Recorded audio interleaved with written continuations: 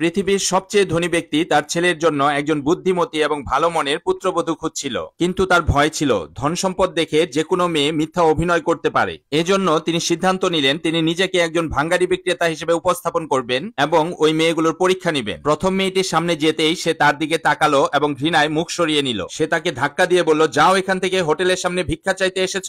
লোকটি কিছু বলার আগেই একজন চকচকে স্যুট পরা লোক সেখানে চলে আসলো। মেয়েটি ওই ধনী লোকটাকে দেখে হাসতে হাসতে তার হাত ধরে ফেললো, যেন প্রথম ব্যক্তির কোনো অস্তিত্বই ছিল না। আর ওই লোকটি বুঝে ফেললো যে সে একজন লোভী নারী এবং তার ছেলের যোগ্য না। নিরাশ হয়ে সে সেখান থেকে চলে আসলো। ঠিক তখনই তার নজর অন্য একটি মেয়ের উপর পড়লো, নম্র, ভদ্র এবং শান্ত।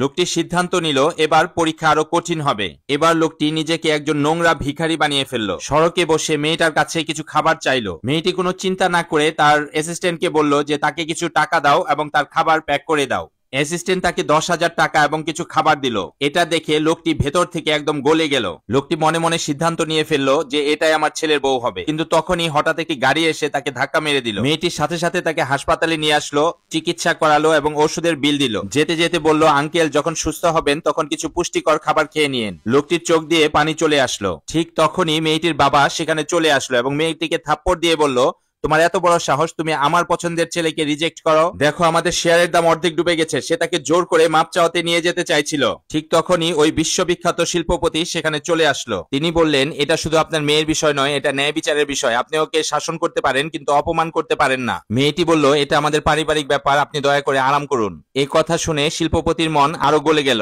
তিনি বুঝতে পারলেন মেয়েটি শুধু মনই ভালো নয়, সে সচ্চরিত্র এবং সাহসী। তিনি বললেন, তুমি যদি চাও তাহলে আমি তোমার কোম্পানির সমস্যা সমাধান করতে পারি। মেয়েটির বাবা বলল, কোম্পানির 5 কোটি টাকা ঋণ আছে, তুমি কি করতে পারবে? তখনই লোকটি তার অ্যাসিস্ট্যান্টকে ফোন করে বলল যে লিউ কোম্পানিতে 100 কোটি টাকা ট্রান্সফার করে দাও। সাথে সাথে লিউ কোম্পানিতে 100 কোটি টাকা ঢুকে গেল। এটা শুনে সবার চোখ কপালে উঠে গেল। সবাই বুঝতে পারলো এই বুড়া কোনো সাধারণ লোক নয়, সে হচ্ছে লিশেন গ্রুপের চেয়ারম্যান, বিশ্বের সবচেয়ে ধনী ব্যক্তি। মেয়েটির বাবা আশ্চর্য হয়ে গেল। শিল্পপতি বলল, এখন আর তোমার কোনো চিন্তা করতে হবে না, তুমি শুধু ওয়াদা করো 3 দিন পর আমার ছেলের এঙ্গেজমেন্টে আসবে। মেয়েটি বলল, আমি অন্য কাউকে পছন্দ করি। শিল্পপতি বলল, আরে তুমি যাকে পছন্দ করো সেই আমার ছেলে। 3 দিন পর এঙ্গেজমেন্টের দিন আসলো। লাল গাউনে সজ্জিত চালাক মেয়েটি যে ভেবেছিল শিল্পপতি ছেলেকে বিয়ে করবে, সেও গর্বের সাথে এই হলে প্রবেশ করলো। মেয়েটি যখন ওই বুড়ো লোকটাকে এবং এই মেয়েটাকে দেখলো, তার মুড চেঞ্জ হয়ে গেল। সে রাগে পানি ছুড়ে মারলো এবং বলল, এটা আমার এঙ্গেজমেন্ট, এখান থেকে বের হয়ে যাও। তখনই আসল শিল্পপতি সামনে আসলো এবং বলল, এটা আমার ছেলের এঙ্গেজমেন্ট আর আমার ছেলে এখনই আসছে। দর্শক, আজকের ভিডিওটি কেমন লেগেছে কমেন্টে জানাবেন, আর ভালো লাগলে লাইক এবং শেয়ার করে দেওয়ার অনুরোধ রইল।